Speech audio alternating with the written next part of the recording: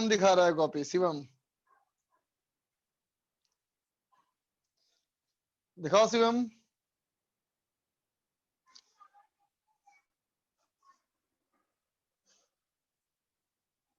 हाँ बेटा उसके तो आए थे 360 आए थे, एक ही बार आए लेकिन अब तक। अरे शिवम बंद क्यों कर लिया?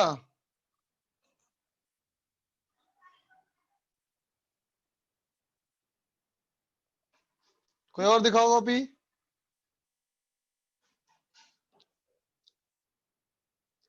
अच्छा शिवम दिखा रहा है फिर से copy. Okay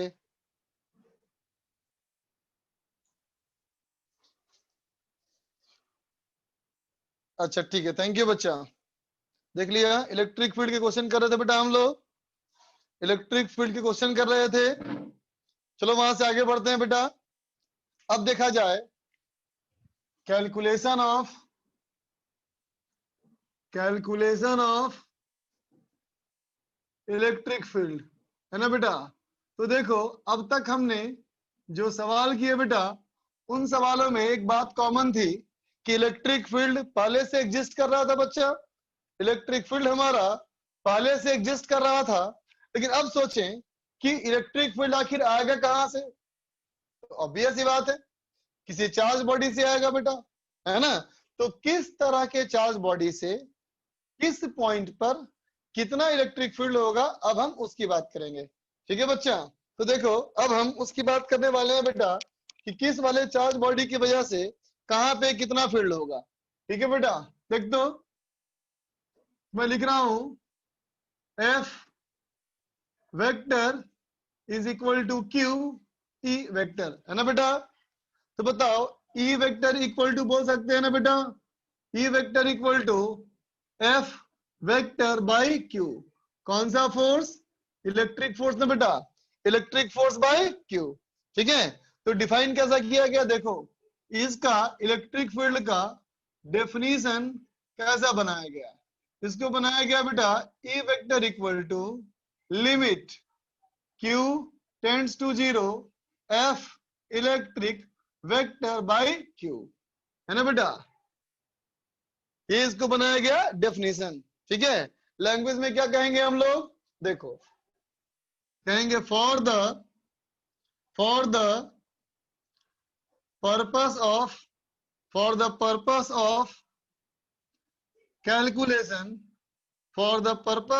calculation of electric field, है ना बेटा।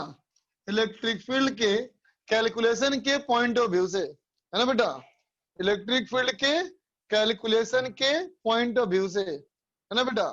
It is defined as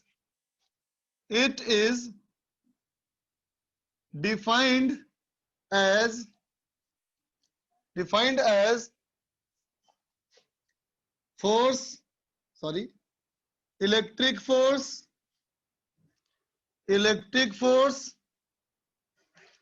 per unit, electric force per unit charge on test charge, है ना बेटा। इलेक्ट्रिक फोर्स पर unit charge on test charge, है ना बच्चा। ठीक है, तो देख बेटा इलेक्ट्रिक फोर्स पर unit charge on test charge का मतलब क्या हुआ। तो देख बेटा जो यहाँ लिखा था ना लिमिट Q टेंड्स टू 0, ये कहो तो बेटा सिंबल हुआ टेस्ट चार्ज के लिए, है ना। ये टेस्ट चार्ज का समझो सिंबल है ना बेटा। टेस्ट चार्ज का मतलब क्या, तो टेस्ट चार्ज में क्या होना चाहिए, सबसे पहली बात ये पॉजिटिव चार्ज होनी चाहिए, है ना बेटा, पॉजिटिव चार्ज होना चाहिए।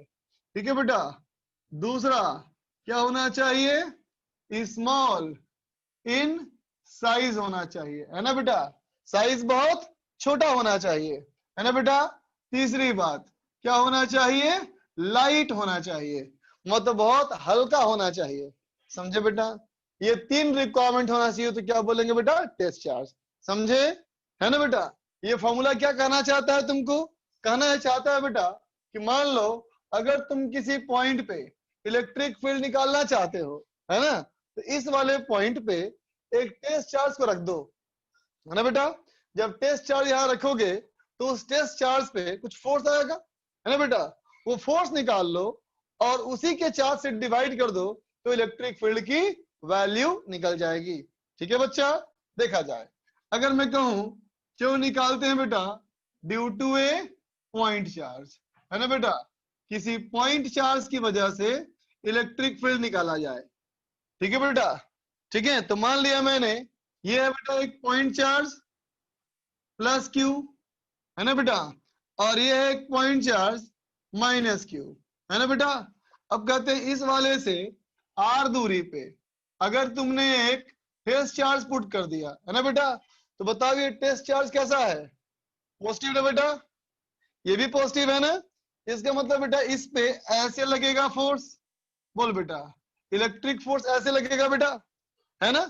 अब बोलो इस वाले से अगर आर दूरी पे यहाँ पे कोई चार्ज रखोगे क्यू, तो बोलो बेटा इस पे कैसे लगेगा इलेक्ट्रिक फोर्स, कैसे लगेगा, ऐसे ना बेटा बोलो, ऐसे लगेगा ना बेटा फोर्स, है ना। दोनों के लिए फोर्स अपोजिट लगेगा बेटा। इसका क्या मतलब है, इसका मतलब क्या है बताओ, कि इलेक्ट्रिक फील्ड का डायरेक्शन कैसा है बेटा, जानते हो ना, पॉजिटिव चार्ज जिस डायरेक्शन में फोर्स महसूस करता है उसी डायरेक्शन में इलेक्ट्रिक फील्ड होता है बेटा।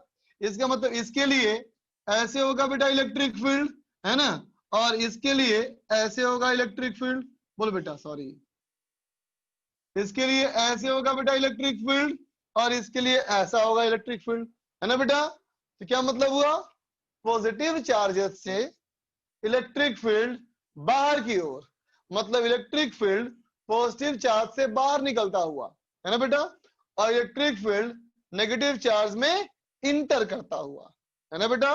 वैल्यू कितनी देखते हैं, तो वैल्यू के लिए क्या कहा था बेटा, इलेक्ट्रिक फील्ड वेक्टर में क्या लिखा था, limit q tends to 0 f vector by q, ये कहा था बेटा, देखो, है ना बेटा। तो क्या हो जाएगा बोलो, electric field vector equal to limit q tends to 0, electric force क्या लिखोगे, k q q by R square into R cap, है ना बेटा, वेक्टर फॉर्म में डिवाइडेड बाई q, तो q तो कट गया बेटा, इसका मतलब इलेक्ट्रिक फील्ड का वेक्टर क्या हो गया, तो K Q by R square R cap, है ना बेटा, इलेक्ट्रिक फील्ड का फॉर्मूला हो गया, है ना। अगर ये पॉजिटिव चार्ज है बेटा तो प्लस क्यू लिखोगे, नेगेटिव चार्ज है तो माइनस क्यू लिखोगे, क्योंकि ये वेक्टर फॉर्म में है ना। लिख लो, लिख ले बच्चा इसको।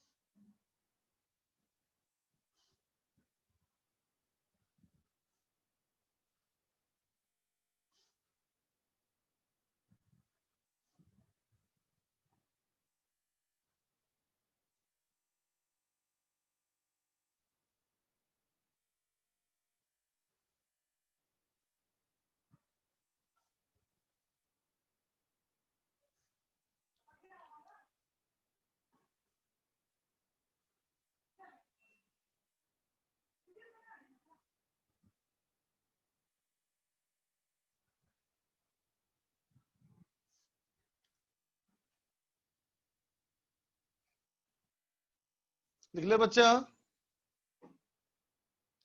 बेटा ई की लिमिटिंग वैल्यू नहीं है बेटा, यहाँ क्यू कट गया, लिमिट तो हमारा क्यू का था ना बच्चा, वैष्णवी लिमिट क्यू का था, क्यू तो कट गया तो फिर लिमिट की जरूरत नहीं।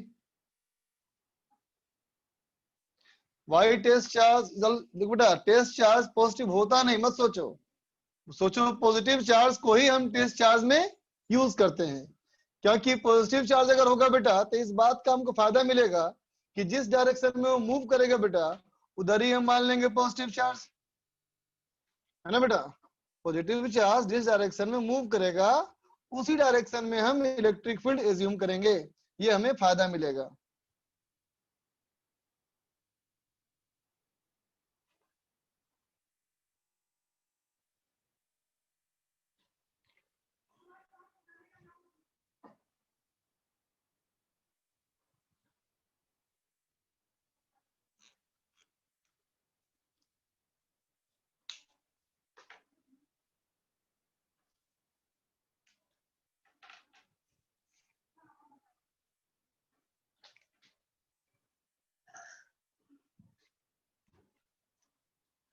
टेस्ट चार्ज स्मॉल क्यों होना चाहिए? देख बच्चा, टेस्ट चार्ज स्मॉल क्यों होना चाहिए? क्योंकि मान लो अगर टेस्ट चार्ज बड़ा हो गया, अगर टेस्ट चार्ज बड़ा हो गया बेटा, है ना, तो इलेक्ट्रिक फोर्स निकलेगा बेटा वो पूरे वॉल्यूम में निकलेगा ना बेटा। इलेक्ट्रिक फील्ड तो पूरे वॉल्यूम का आएगा, फिर तो एवरेज फील्ड आ जाएगा ना। बात समझे ना बेटा? अगर तुम पॉइंट चार्ज ना मान करके इसको अगर बड़ा चार्ज मानते हो तो ये तो है बेटा पूरे वॉल्यूम पे लगाएगा फोर्स, और पूरे वॉल्यूम पे अगर क्यू से डिवाइड करोगे तो उतने वॉल्यूम का एवरेज फील्ड आएगा ना, किसी पॉइंट का फील्ड तो आएगा नहीं। ठीक है। एसएस बेटा, ये एक बहुत बड़ा मिसकंसेप्शन है लोगों के लिए, है ना, कि वो खुद का फील्ड बना लेगा। बेटा चार्ज छोटा फील्ड तो वो हमेशा बनाएगा बेटा, है ना, इसलिए ऐसा मत सोचो। फील्ड तो वो हमेशा बनाएगा ना बच्चा, लेकिन अपने फील्ड से अपने ऊपर फोर्स तो लगाएगा नहीं बेटा, इसलिए फर्क नहीं पड़ता उससे।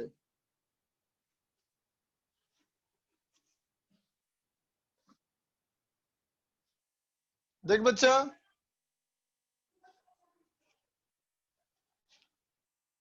एक सवाल देख बेटा, सवाल यह है कि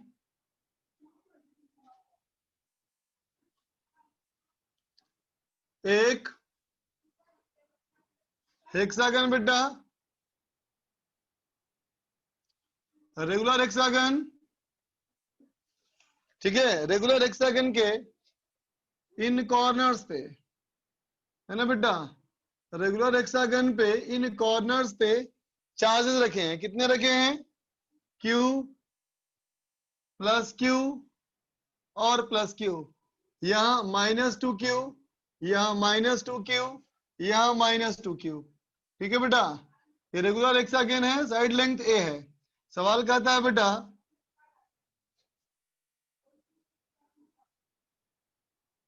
फाइंड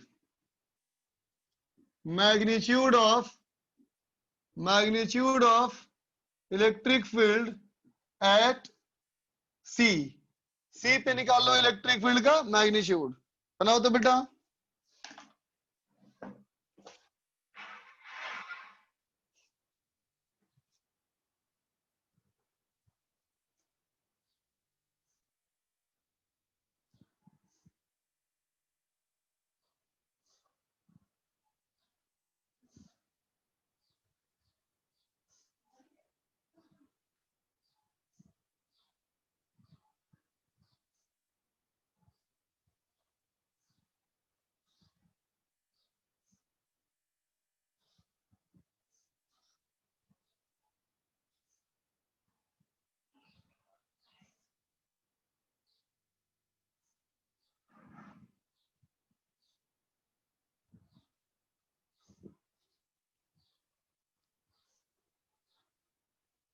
सत्यम का आया आंसर।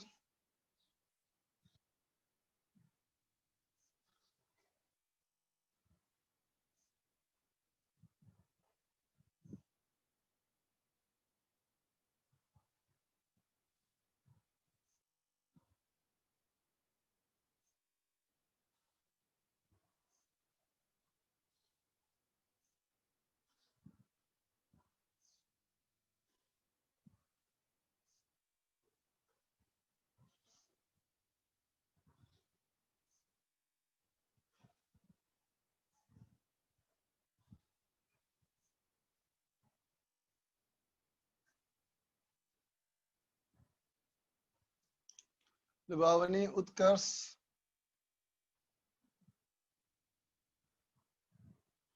मैग्नीट्यूड निकालना है बेटा लुभावनी। लुभावनी बेटा, मैग्नीट्यूड निकालना है तो माइनस से मतलब नहीं है ना। उत्कर्ष भी तुम माइनस क्यों निकाले हो बेटा, क्योंकि मैग्नीट्यूड निकालना है ना। ध्यान रखिए, इलेक्ट्रिक फील्ड वेक्टर क्वांटिटी है बेटा, स्केलर नहीं है, वेक्टर है।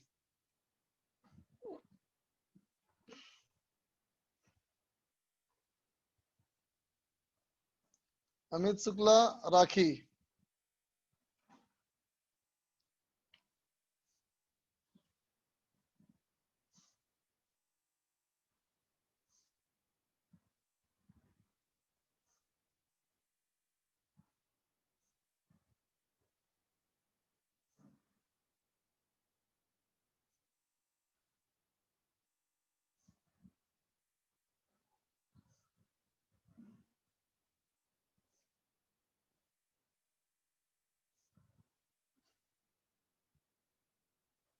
अविरल।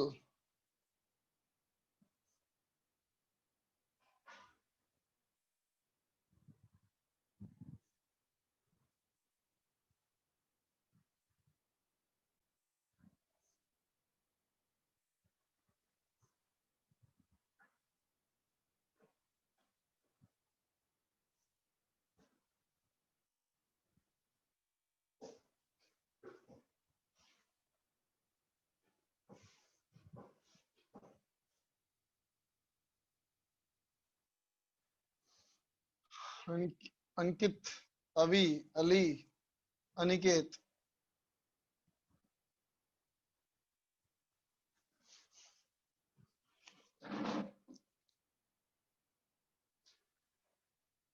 देखते बच्चा,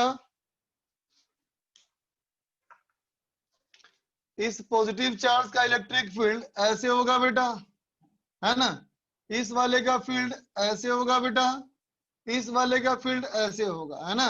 इसको मैंने अगर ई मान लिया, इसको ई मान लिया, तो ये भी हमारा ई होगा बेटा, बोल, है ना। अब देखो बेटा, नेगेटिव वाले चार्ज का फील्ड ऐसे, नेगेटिव वाले का फिर ऐसे, फिर नेगेटिव वाले का ऐसे, बोल बेटा, है ना।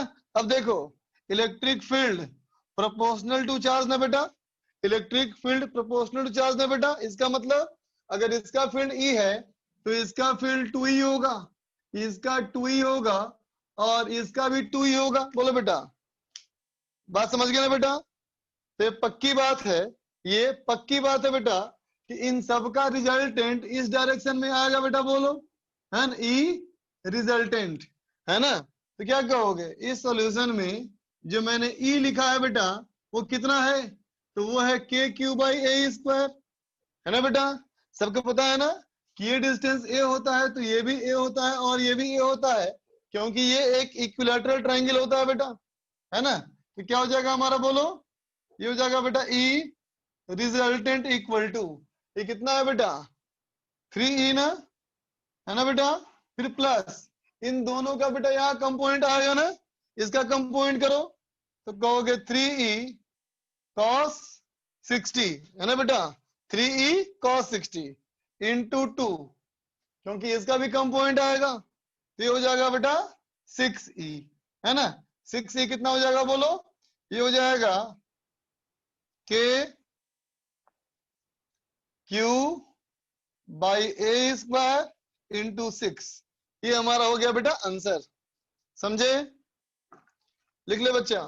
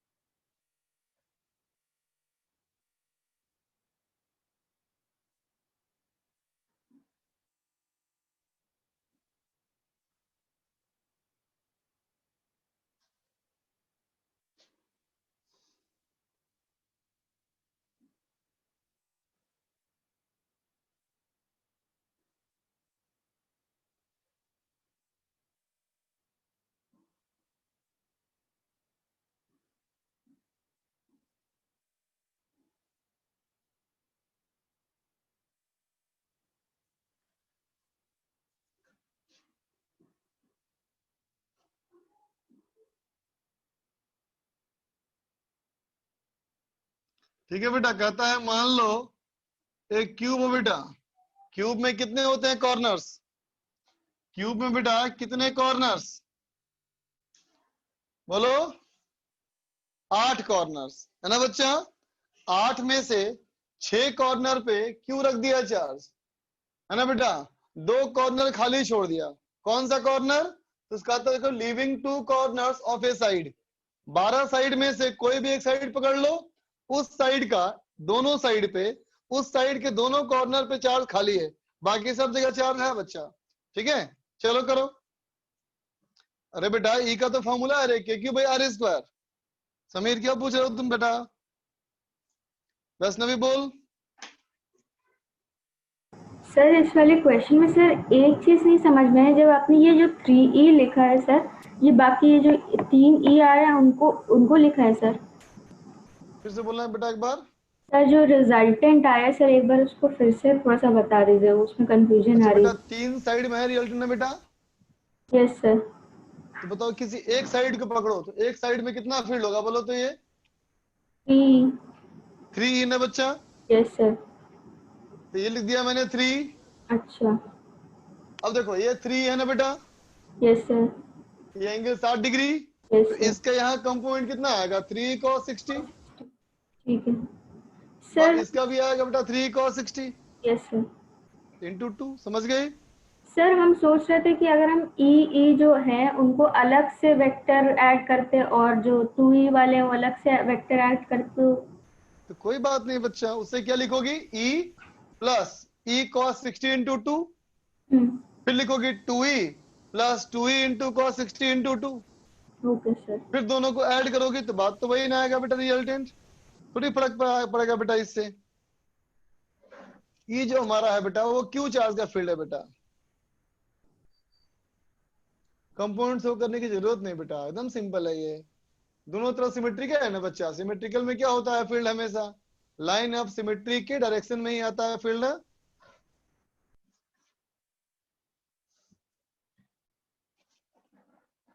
सत्यम गलत हो तुम, 0 नहीं आएगा आंसर, दिमाग लगाओ।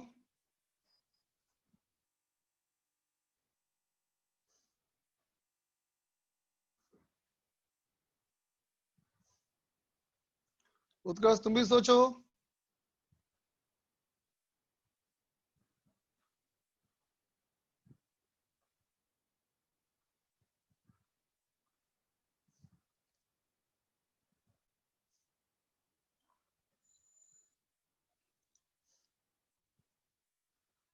करो बच्चों करो।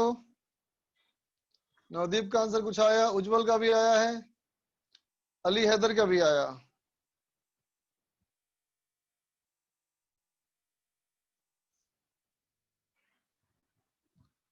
लुभावनी का भी आया।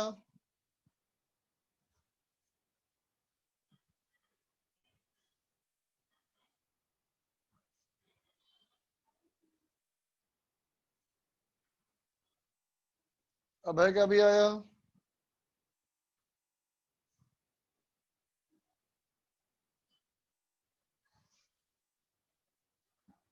लक्ष्य,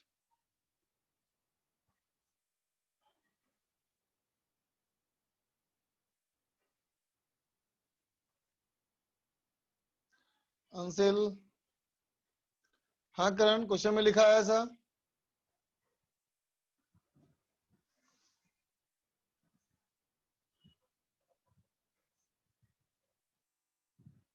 अनिकेत का भी आया, लेकिन सही है कि नहीं चेक कर लो। उस्मान कहा है तुम आजकल? तुम्हारा आंसर नहीं आ रहा आजकल बच्चा?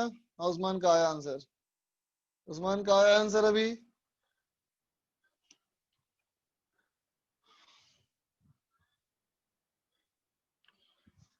अनिकेत का भी आया, अमित शुक्ला का आया, क्वाजी का आया, वैभव का आया।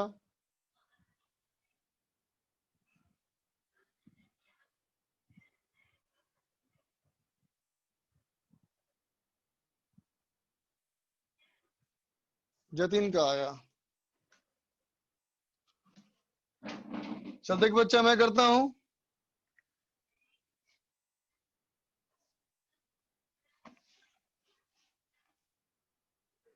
देखना बेटा ध्यान से,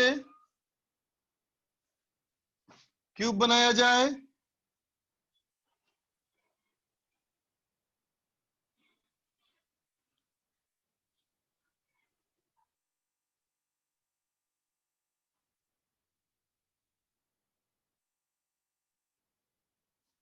ठीक है बेटा, कहता है इसके 6 कॉर्नर पे चार्ज हैं। यहां है क्यू, यहां है, यहां, यहां, यहां और यहां, है ना बच्चा। अभी इसके 2 कॉर्नर खाली हैं, 2 कॉर्नर खाली हैं बेटा इसके, ये दोनों कॉर्नर खाली हैं बच्चा। एक यहाँ खाली है, एक यहाँ खाली है। सुनना बेटा ध्यान से। तो देखो बेटा यहाँ कितने चार्ज है बोलो, 6 ना। तो 6 चार्ज का करना पड़ेगा वेक्टर एडिशन, है ना बेटा। तो यहाँ मैंने क्या दिमाग लगाया, देखो सुनना बेटा। मैंने कहा देखो, जिस जगह पे कोई चार्ज नहीं है बच्चा, जिस जगह पे कोई चार्ज नहीं है, वहां ऐसे मान लो कि वहां भी क्यू चार्ज है ना बेटा। जहां पे चार्ज नहीं है बेटा, वहां भी मान लो क्यू चार्ज है, और माइनस क्यू भी है। वहां क्यू भी है और माइनस क्यू भी है। बोलो बेटा मान सकते हैं ऐसा, बोलो। जहां पे 0 चार्ज है बेटा, वहां प्लस क्यू भी है और माइनस क्यू भी है। मान सकते हैं ना बेटा ऐसा, बोलो। ठीक है। अब सोचो, अगर मैं बोलूं सिर्फ 8 चार्जेस, तो क्या कहोगे बेटा, electric field at centre due to 8 plus Q charges, है ना बेटा। इस 8 चार्जेस की वजह से फील्ड 0 होगा बेटा, बोलो। अगर 8 पे चार्ज है बेटा, है ना, तो सभी एक दूसरे के फील्ड को कैंसिल कर देंगे और सेंटर पे 0 हो जाएगा। इसका मतलब जो यहाँ सेंटर में फील्ड बचेगा वो किसका बचेगा, सिर्फ माइनस क्यू का बचेगा ना बेटा, बोल। सिर्फ माइनस क्यू का बचेगा ना बेटा, है ना। तो बाकी को भूल जाओ, सिर्फ माइनस क्यू के बारे में सोचो, है ना बेटा। अब सिर्फ माइनस क्यू के बारे में सोचो। ठीक है बच्चा। तो देखो तो बेटा, एक चार्ज हमारा ये है माइनस क्यू, और एक चार्ज ये है बेटा माइनस क्यू। ठीक है। अब तुम बताओ बेटा, ये जो माइनस क्यू है ना, इनके बीच की दूरी कितनी है बेटा, बोलो। इसके बीच की दूरी स्मॉल है ना बेटा। अब बताओ, यहां से जो सेंटर है बेटा, वो सेंटर यहां से कितना दूर है बेटा, बोल। सेंटर यहां से कितना दूर है, बोलो बोलो।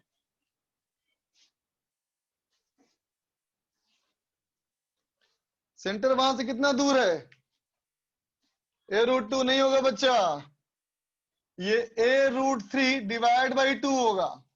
बोलो, होगा। बिल्कुल सही कहा नवदीप, a√3/2 होगा ना बच्चा। और इधर से भी कितना होगा, ये भी हमारा सेम a√3/2, है ना बेटा। तो इस वाले का फील्ड ऐसे होगा बेटा, बोलो। और इस वाले का फील्ड ऐसा होगा, बोलो, है ना बेटा। ठीक है। अगर मैं इसको यहां से परपेंडिकुलर ड्रॉप कर दूं, अगर यहां से बेटा परपेंडिकुलर ड्रॉप कर दूं, तो ये एंगल जो हमारा है बेटा वो थीटा है ना। तो रिजल्टेंट फील्ड क्या लिखोगे, तो कहोगे बेटा रिजल्टेंट फील्ड होगा 2e cos थीटा, बोल बेटा, है ना। और देख बेटा इस ट्रायंगल में क्या कहोगे, sine theta equal to perpendicular a/2 हो गया बाय हाइपोटेनस। हाइपोटेनस बेटा a√3/2, इसका मतलब 1/√3, बोल बेटा। साइन हमारा 1/√3, बोल बेटा, है ना। तो cos थीटा कितना हो जाएगा, तो 2e इंटू √2/√3, बोल बेटा, होगा। ठीक है। तो क्या हो गया आंसर बेटा, आंसर हो गया 2√2/√3 इंटू k³ r², ये वाला r²। तो ये हो जाएगा बेटा a√3/2 का स्क्वायर। ठीक है बच्चा, ये कितना हो जाएगा, देखो बेटा 2 का स्क्वायर हो गया 4 चला जाएगा ऊपर, तो हो गया 8√2 divide by 3 √3 KQ by A square. समझे बच्चा? समझे?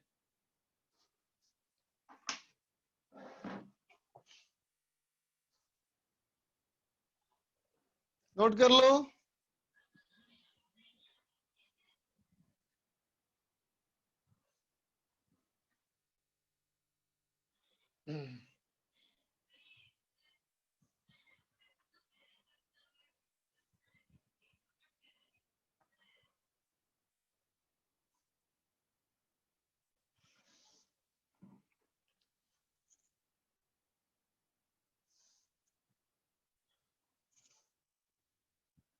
नहीं बच्चा, गॉस थ्योरम से नहीं कर सकते।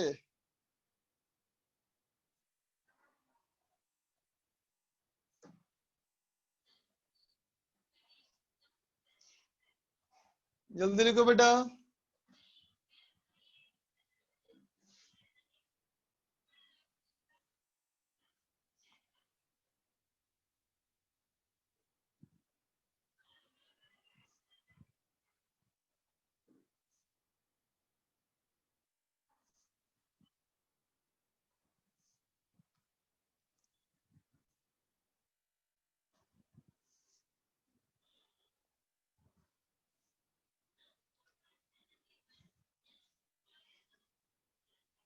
अगर हम चार्ज ना एज्यूम करें तो तब भी तो चार्ज कैंसिल होगा और 2 चार्ज ही बचेंगे। हाँ बेटा, तब भी होंगे। लेकिन वैसे क्या है, पहले में कैंसिल वाले चार्ज छांटने पड़ेंगे, उसके बाद कर पाओगे ना। वैसे में सोचने की जरूरत ही नहीं पड़ी, जल्दी हो गया बेटा उससे। इरेज कर दूं बच्चा?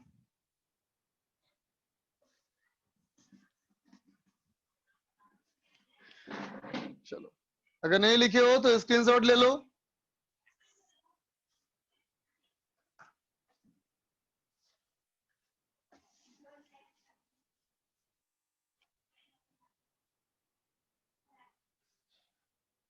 देख बेटा, क्वेश्चन क्वेश्चन नहीं, आगे देखा जाए बच्चा।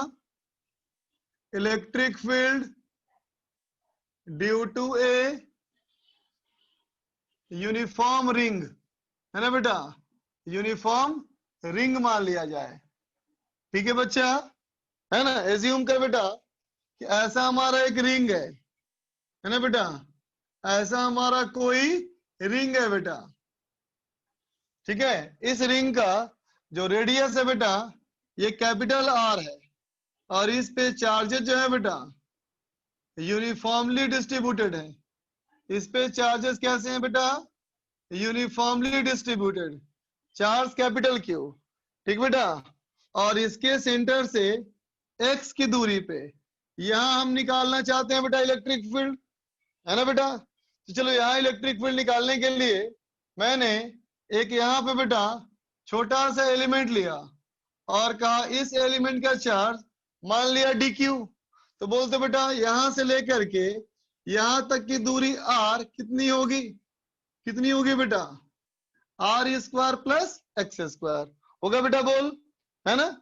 अब देखो, इस वाले चार्ज की वजह से बेटा इस वाले पॉइंट पे इलेक्ट्रिक फील्ड क्या होगा? बोलो, डीई होगा बेटा। तो डीई कितना लिखोगे? ये होगा कि D Q divided by R square, होगा ना बेटा? बोलो, होगा बेटा? अब बोलो, इस पूरे का इलेक्ट्रिक फील्ड के निकालने के लिए इसको इंटीग्रेट कर दे बेटा, कि electric field E equal to integration of D. बोलो बच्चा, कोई दिक्कत? बोलो बेटा, कोई दिक्कत है इसमें?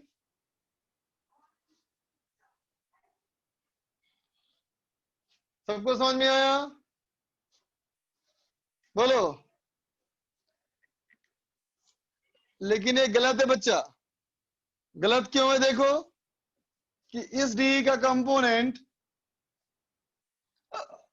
एक ऐसे आएगा डी कॉसिटा।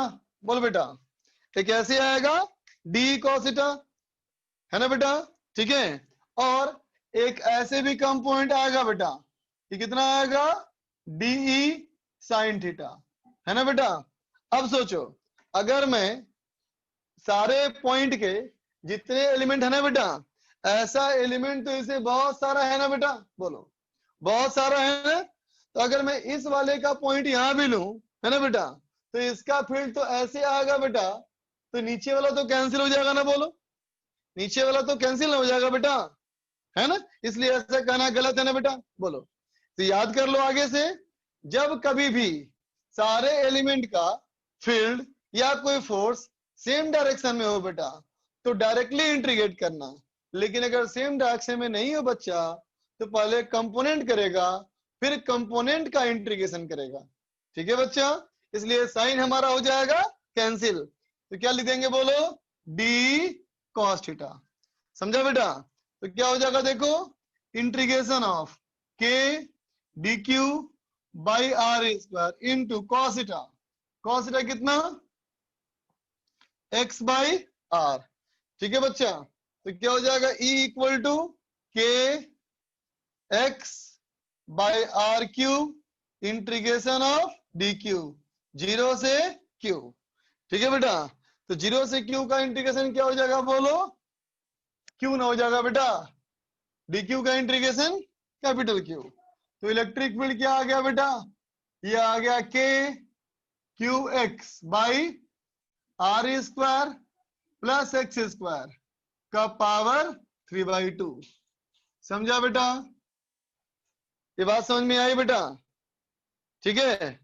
तो देख बेटा, इस इलेक्ट्रिक फील्ड का अगर तुम ग्राफ ड्रॉ करोगे, electric field versus x graph, electric field versus x graph, है ना। तो कैसे बनेगा, देखो बेटा, इसका फील्ड बनेगा बेटा ऐसा,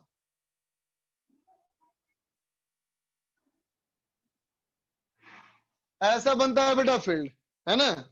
इस इलेक्ट्रिक फील्ड का इस वाले पॉइंट पे इलेक्ट्रिक फील्ड की वैल्यू मैक्सिमम होती है। कहां होती है मैक्सिमम, तो x equal to R by root two पे। ठीक है बच्चा, x equal to R by root two पे यील्ड मैक्सिमम होती है।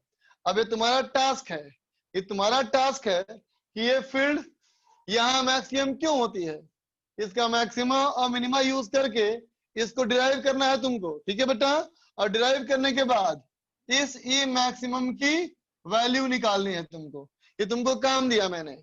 इसको क्या करोगे, मैक्सिमा मिनिमा कॉन्सेप्ट लगा करके D Y by D X zero करो, आर एक्स निकलेगा, उस एक्स को यहाँ पुट करना, वैल्यू यहाँ निकाल लेना, निकाल करके कॉपी में लिख लेना।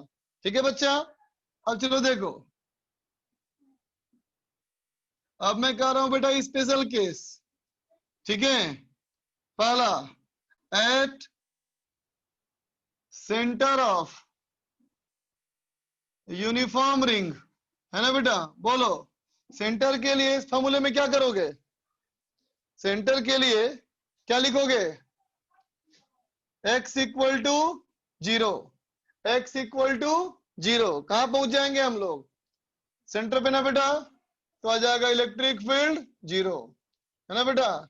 रिंग के सेंटर पे इलेक्ट्रिक फील्ड जीरो होगा बच्चा। ठीक है, आगे चलो। In case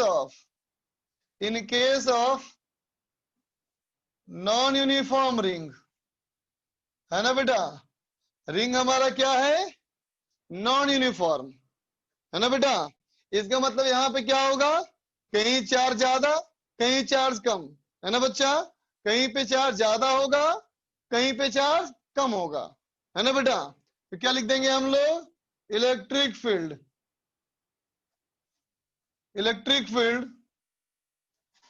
will have same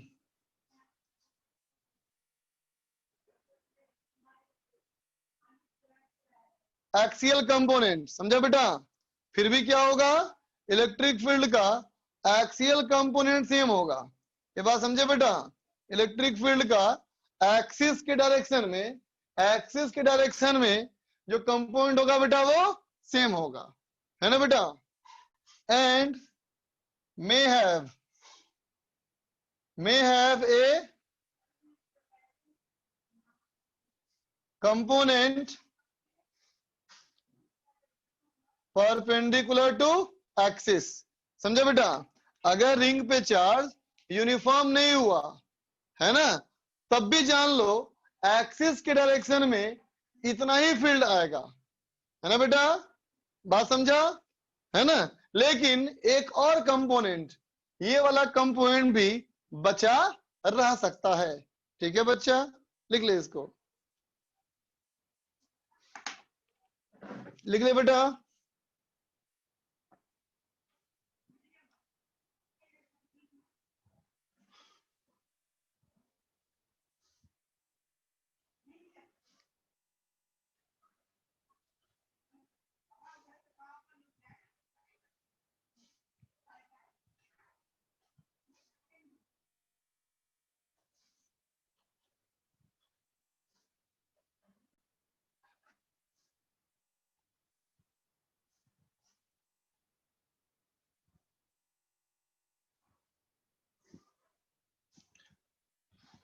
फौजी बेटा आखिरी पॉइंट में यही कहा, देखो बेटा इस डेरिवेशन में देखो, यहाँ डेरिवेशन में इंटीग्रेशन ऑफ डी क्यू जो होगा बेटा, इंटीग्रेशन ऑफ डी क्यू जो होगा ये हमेशा क्यू होगा, चाहे वो चार्ज यूनिफॉर्म हो चाहे वो चार्ज नॉन यूनिफॉर्म हो। हर सूरत में इलेक्ट्रिक फील्ड का एक्सिस वाला कंपोनेंट उतना ही आएगा जितना पहले आया है, K Q X by R square plus X square to the power 3/2, है ना बेटा? लेकिन अगर रिंग यूनिफॉर्म नहीं हुआ तो हो सकता है बेटा कि इलेक्ट्रिक फील्ड का एक और कंपोनेंट आए जो एक्सिस से परपेंडिकुलर हो। समझ गए बच्चा? लिख लो।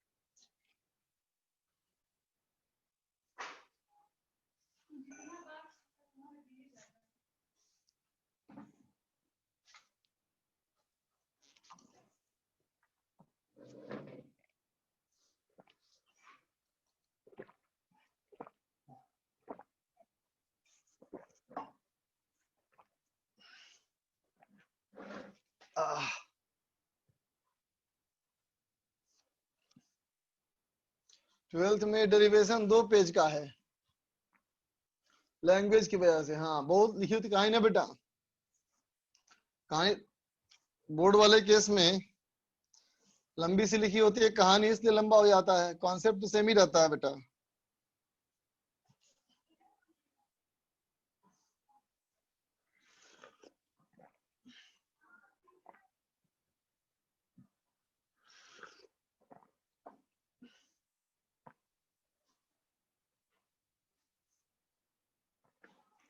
लिख ले बच्चा।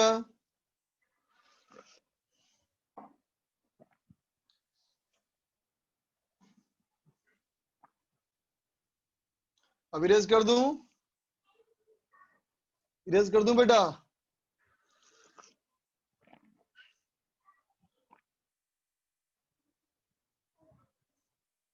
बता रहा हूं, वेट कर लो।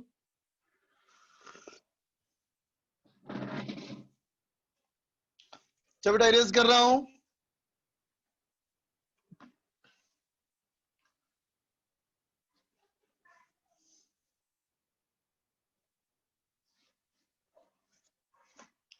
देख बेटा,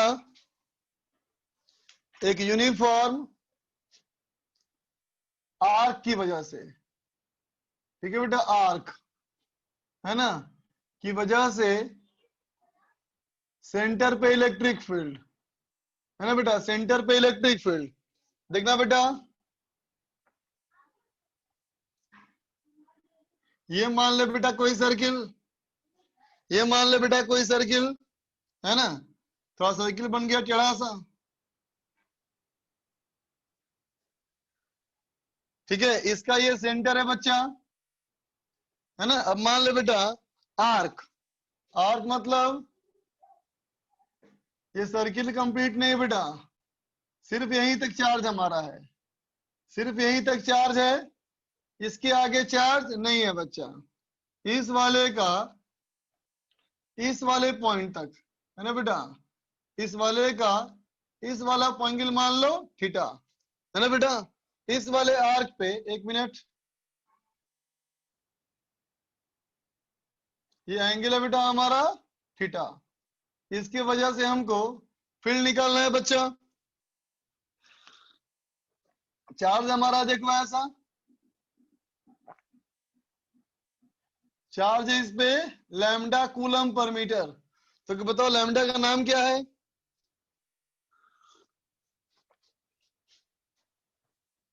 लैम्डा का नाम क्या है? लीनियर चार्ज डेंसिटी, है ना बच्चा। अब देखो, यहां से मैंने बेटा एक लाइन ऑफ सिमेट्री खींची, है ना बेटा। लाइन ऑफ सिमेट्री मतलब दोनों तरफ एंगल बराबर, दोनों तरफ एंगल बराबर है बच्चा, है ना। तो बताओ इसका रिजल्टेंट फील्ड इस तरफ आएगा, इस तरफ आएगा, या बीच में आएगा? लगाओ बेटा, अंदाजा लगाओ, अंदाजा लगाओ।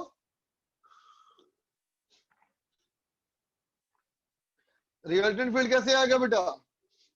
उत्कर्ष उस्मान ने कहा मिडवे, सबने कहा बीच में, बिल्कुल सही बात। तो देख बेटा, एक कंफर्म है कि इसका इलेक्ट्रिक फील्ड ऐसे आएगा, है ना। चल देखना बेटा, फील्ड निकालने के लिए हम ले रहे हैं बेटा एलिमेंट्री। फील्ड निकालने के लिए बेटा हम ले रहे हैं एलिमेंट्री। मैंने कहा यहां से अल्फा एंगल पे, यहां से अल्फा एंगल पे डी अल्फा का एलिमेंट चूज करो, है ना बेटा। इस वाले का चार्ज मान लिया डी क्यू, ठीक है बेटा। तो डी क्यू कितना होगा देखो, D Q equal to lambda R D theta. बोलो बेटा, होगा? बोलो, D Q equal to lambda R D theta, है ना बेटा। Density into length, sorry D alpha है ना, डी अल्फा है ना बेटा ये,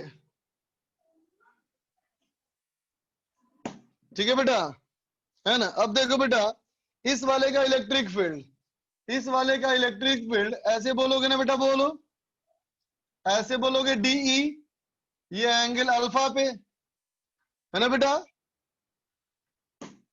ठीक है, तो क्या लिख देंगे बेटा, देखो तो लिखेंगे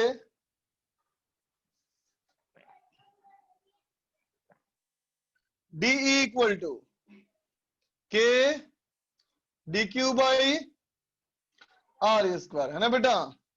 तो हो गया K lambda R D alpha, lambda R D alpha by R square, है ना बेटा। तो इलेक्ट्रिक फील्ड क्या होगा बेटा, integration of D E cos alpha, है ना बेटा।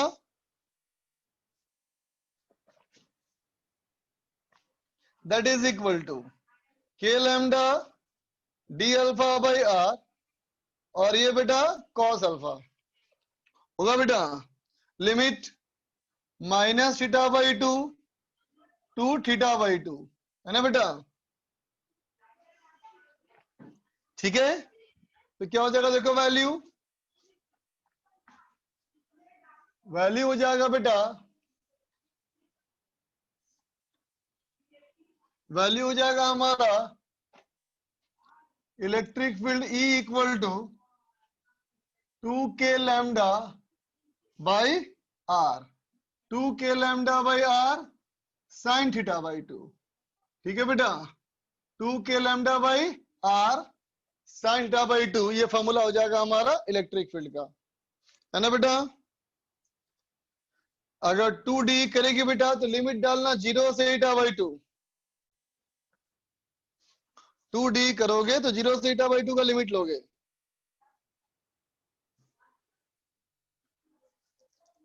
लक्ष्य पूछ रहा है आर डी अल्फा क्यों लिखा, लैम्डा इंटू डीएल, है ना बेटा।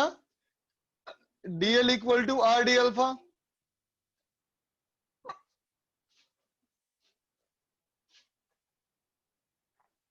अनिकेत दोबारा पूछा डायग्राम, ये आर्क मान ले बेटा, है ना।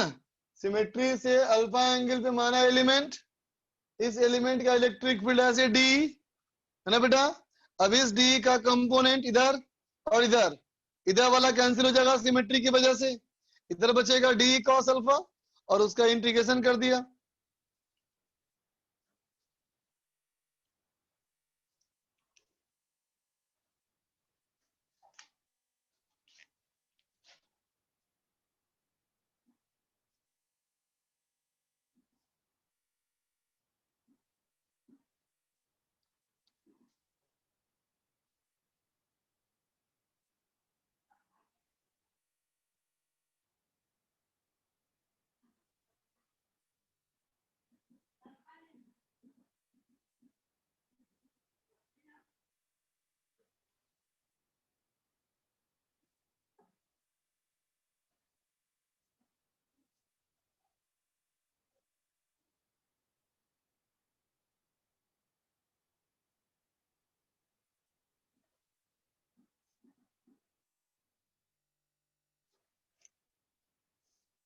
बनाओ।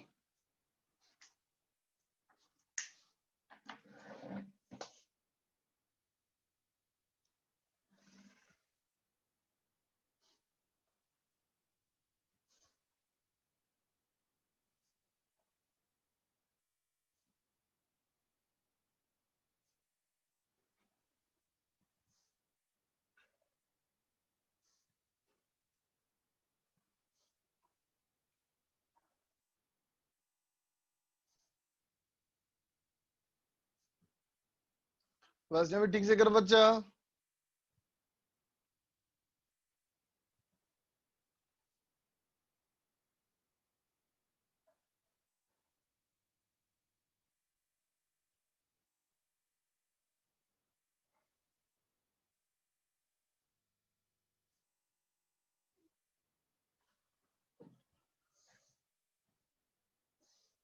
उत्कर्ष का सही लग रहा है आंसर।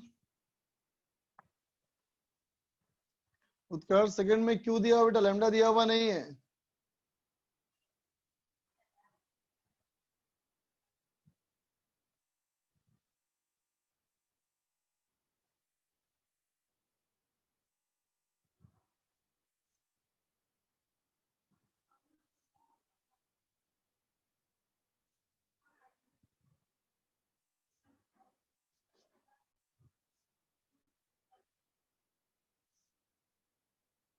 नहीं, उत्कर्ष गलत है।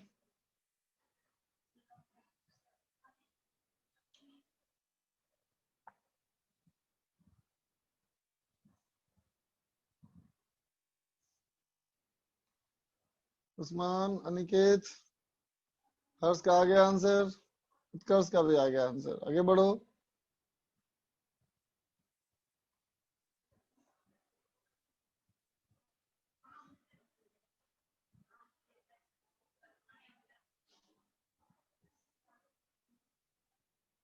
वैष्णवी का भी आया आंसर, नवदीप का आया, शिवम भी आ गया, दर्श भी आ गया, सृजन, क्वाजी, लुभावनी,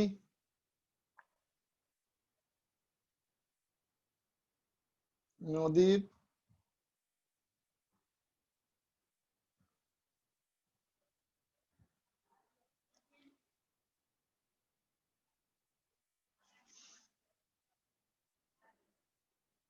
जो देखो मैं करता हूं बेटा। देखो ये पूरा हमारा एंगल 19 है बेटा, तो थीटा इक्वल टू 90 पुट कर लेंगे इस फॉर्मूले में। तो क्या हो जाएगा, देखो इसका E equal to 2k lambda by R into sine pi by 4 ना बेटा। पाई बाई 4 का वैल्यू 1/√2, तो ये कितना हो जाएगा बेटा, ये हो जाएगा 2√2 के लैम्डा बाई आर। ठीक है बच्चा, नहीं √2 होगा। ठीक बेटा, है ना। इसका देख बेटा, इसका क्या कहोगे कि इसके लिए लैम्डा क्या हो जाएगा, lambda equal to Q by pi R. बोलो बेटा, लैम्डा हो जाएगा क्यू बाई पाई आर। और इसका एंगल कितना है बेटा, 180 डिग्री। बोलो बेटा, ये हो जाएगा 180। तो इलेक्ट्रिक फील्ड क्या लिखोगे, इसको लिखोगे 2k lambda by R sine 90। Sine 90 equal to 1, तो कितना हो जाएगा, पुट करो तो हो जाएगा 2k Q by pi R square, है ना बेटा, इंटू साइन 91। ठीक है बच्चा।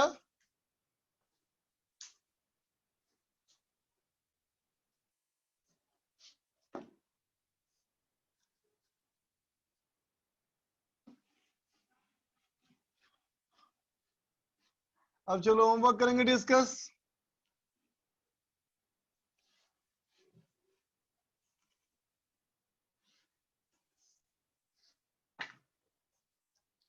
चलो बच्चा होमवर्क करेंगे। नहीं बेटा, थीटा हमारा पूरे का एंगल था, theta was the complete angle.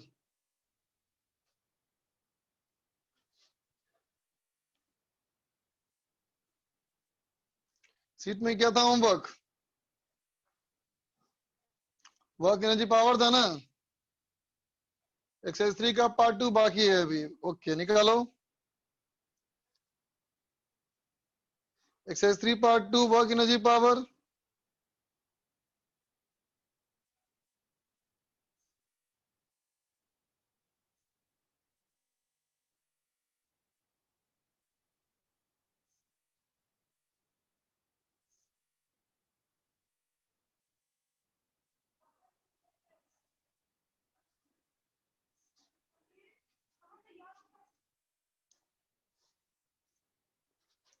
Exercise 3 part 2 निकालो।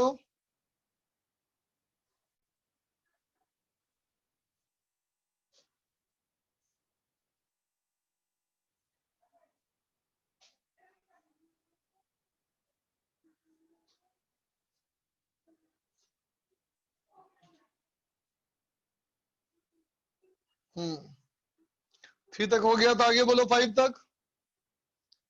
सर 3 तो हो चुका बेटा, 4 भी हो गया था, है ना। आगे पूछो, 5 से 10 पूछना है कोई, 8 नंबर पूछना है। देखो बेटा 8 नंबर में एक्सरसाइज 3 पार्ट 2 क्वेश्चन नंबर 8।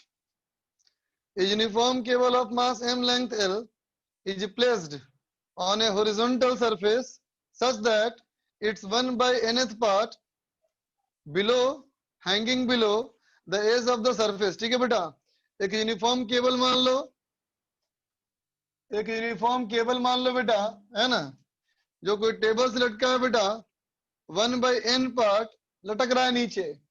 ये मान लो बेटा केबल, इस केबल का 1 by n part L by n नीचे लटका हुआ है। To lift the hanging part of the table the work done should be. कहता है बेटा पूरे को ऊपर ले जाएंगे तो कितना वर्क करना पड़ेगा, है ना बेटा। तो देख सबसे आसान तरीका बताता हूं तेरे को, इस वाले को मान ले बेटा m, है ना, इसका मान ले मास m डैश। m डैश कितना होगा बेटा, m by l into l by n, तो m बाई n, है ना बेटा। और बोलो इसका सेंटर ऑफ मास कहाँ होगा बेटा, तो सेंटर ऑफ मास इसका होगा मिड पॉइंट पे। तो सेंटर ऑफ मास कितना नीचे है, तो कहोगे L बाई 2n, है ना बेटा। अगर पूरे को ऊपर ले गए, पूरे को ऊपर ले गए, है ना बेटा, तो एक्सटर्नल फोर्स को कितना वर्क डन करना पड़ेगा, तो कहोगे m dash g into H. m dash हो गया L by 2n into g, sorry m by n, है ना बेटा, into g into L by 2n। इसका मतलब mg L by 2n square हो गया। ठीक है बेटा, सेंटर ऑफ मास को ऊपर ले जाओ, कहानी खत्म। आगे चलो 7 नंबर। हाँ इंटीग्रेट कर से भी कर सकते हैं बेटा, थोड़ा लंबा हो जाएगा उससे, ये तो क्वेश्चन कराया तुमको मैंने। 7 नंबर देखो, एक पार्टिकल मूव कर रहा है बेटा वन डायमेंशनल में, जो वेरिएबल फोर्स लगा हुआ है, तो kinetic energy of the particle after it has travelled 3 metre, 3 metre के बाद काइनेटिक एनर्जी, तो बेटा वर्क डन निकाल लेना, work done equal to change in kinetic energy 5, force दिया है टाइम फंक्शन है बेटा, तो work done by the force during first 1 second, तो देख बेटा इसको लिख F बराबर ma, that is m dv upon dt, है ना बेटा। अब ये हो गया 60 equal to m dv upon dt, इसको इंटीग्रेट करो और भी निकालो, तो work done equal to delta के। ठीक है बच्चा, ये 5 नंबर है, समझ गए, ये 5 नंबर था। आगे बोलो 10 नंबर तक, 11 पूछना है, 6 भी पूछना है। देखो 6 में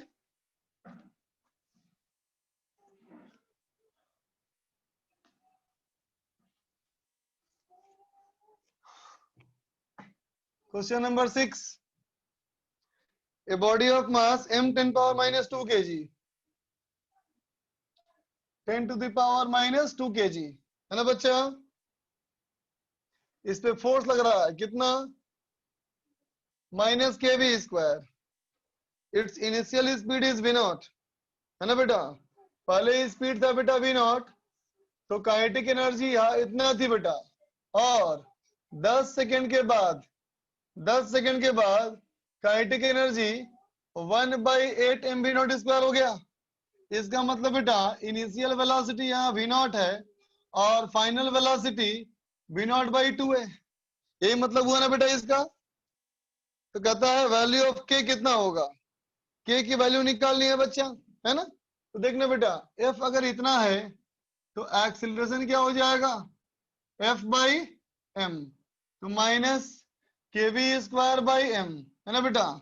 ये हो गया क्या, dv upon dt equal to minus के we square by m, so dv upon b square equal to minus K by m dt, integration v nought से v नॉट बाई 2 और 0 से 10 सेकेंड, सॉल्व करो k निकल जाएगा। ठीक है बच्चा, 9 देखो,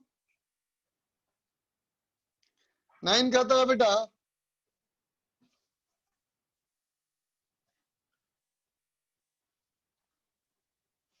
नाइन में कहता है देखो क्या, कि 60 HP मोटर, पावर जो है बेटा वो 60 हॉर्स पावर है, maximum total load capacity 2000 kg, maximum load capacity 2000 kg, है ना बेटा। Frictional force on the elevator, frictional force on the elevator ये है बेटा 4000 न्यूटन, है ना बेटा।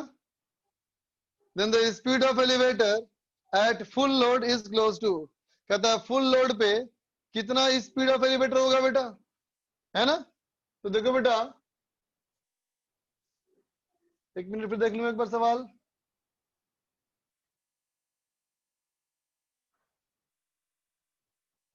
ठीक है।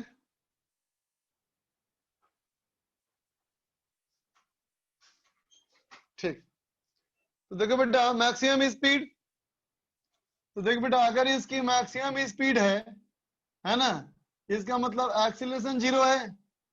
अब देखो एलिवेटर कहोगे ऐसे लगेगा बेटा फोर्स F, इधर लगेगा mg, और यहां लग रहा है बेटा फ्रिक्शन, ऊपर जा रहा है ये, तो क्या लिखोगे F equal to F plus mg, है ना बेटा। तो देख 60 HP, mg कितना हो जाएगा बेटा, तो हो जाएगा F हो गया 4000 और ये 2000, तो हो गया बेटा 24000 न्यूटन, बोलो। ठीक है बेटा, ये हो जाएगा 24000 न्यूटन, लिखा है ना बेटा फुल लोड, फुल लोड मतलब और ज्यादा स्पीड नहीं पड़ेगा ना बच्चा, है ना। तो क्या हो जाएगा बोलो, power equal to F dot V, so V equal to power 60 into 746 divide by 24000, है ना बेटा। तो 400 तो हो गया 746 बाई 400 मीटर पर सेकेंड, है ना बेटा। मतलब 2 से कुछ कम, 2 से कुछ कम। तो ऑप्शन नंबर क्या होगा रे? अब निकाल के चेक करो अप्रोक्सीमेटली। आगे देखो 11 नंबर सवाल।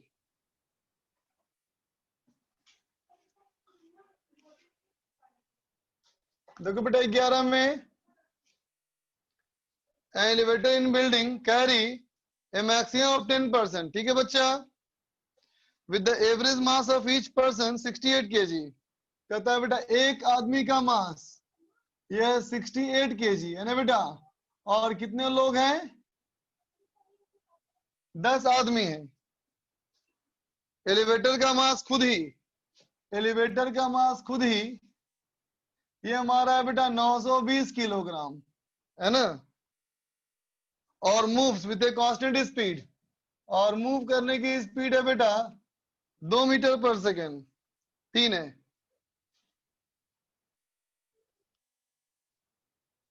The frictional force, frictional force ये हमारा है बेटा 6000 न्यूटन, है ना। फुल कैप मूव कर रहा है तो पावर क्या होगा? अरे बच्चा दोनों सवाल देखो बिल्कुल सेम ही ना है, बोलो बिल्कुल सेम बेटा, ठीक है। अब निकालो सीट इलेक्ट्रो का, इलेक्ट्रो की सीट निकालो।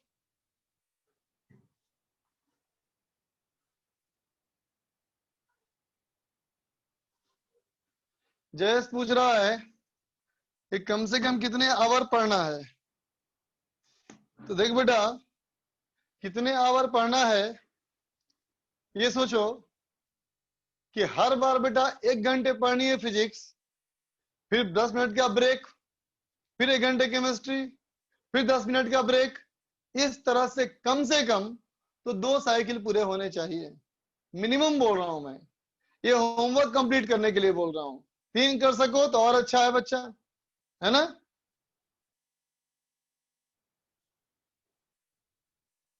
चल देख बेटा आगे निकल बेटा इलेक्ट्रोसिटी की सीट।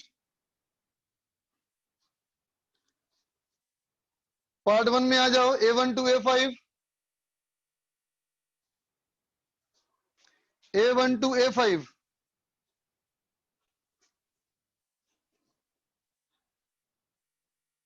हाँ पी के बिल्कुल कर सकते हो फॉलो, सबके लिए है वो। A2 देखो बेटा A2,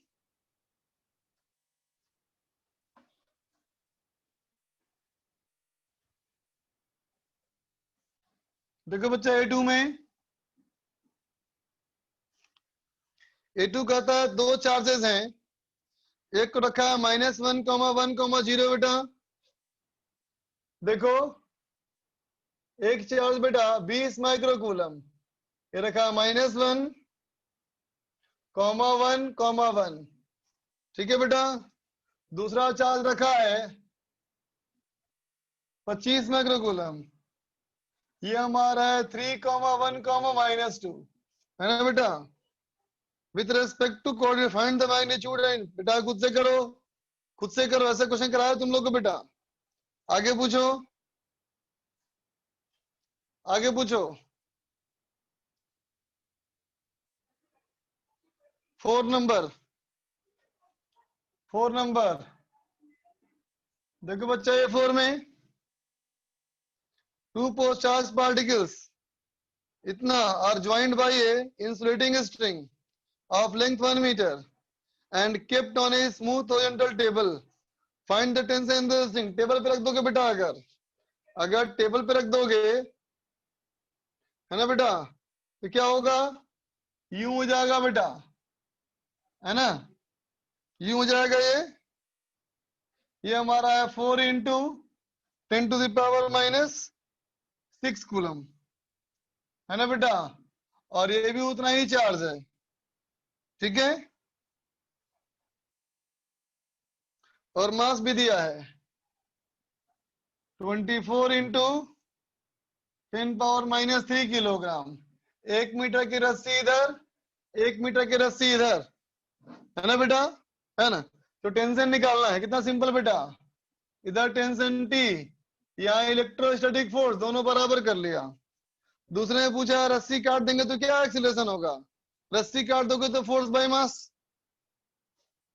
आगे पूछो, A9 तक 9 पूछना है शिवम को। देखो बेटा 9 में A9, दो चार्ज पार्टिकल A और B, where should a third particle be placed on the perpendicular, भी क्लास में कराया है। 9 नंबर क्वेश्चन बेटा क्लास में कराया, देखो पार्ट 2 में आ जाओ।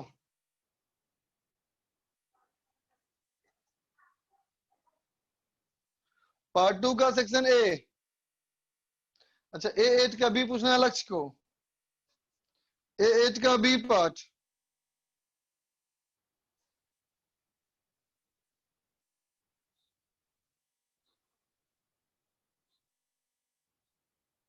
हाँ बेटा साइन के साथ लेना उसमें है, ये भी क्वेश्चन क्लास में कराया, ये भी देखना। ट्रायंगल वाला क्वेश्चन कराया था बच्चा। पार्ट 2 में आ जाओ, A1 टू A4, सृजन को A1 पूछना है। देखो भाई A1 में,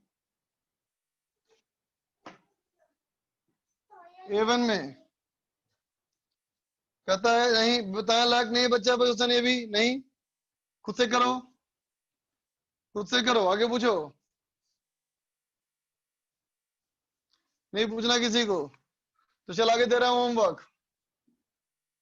होमवर्क में exercise 2 part 1,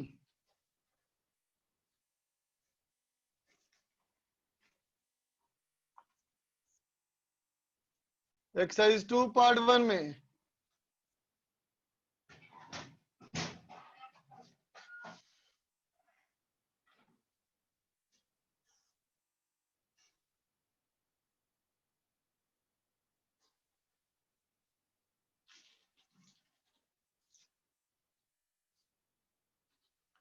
one two three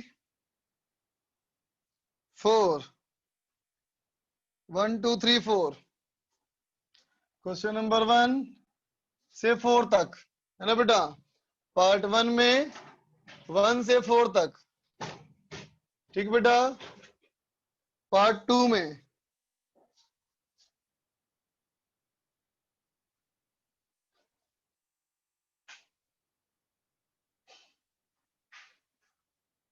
one two three, part 1 में, पार्ट 2 में 1 2 3, ठीक है बेटा।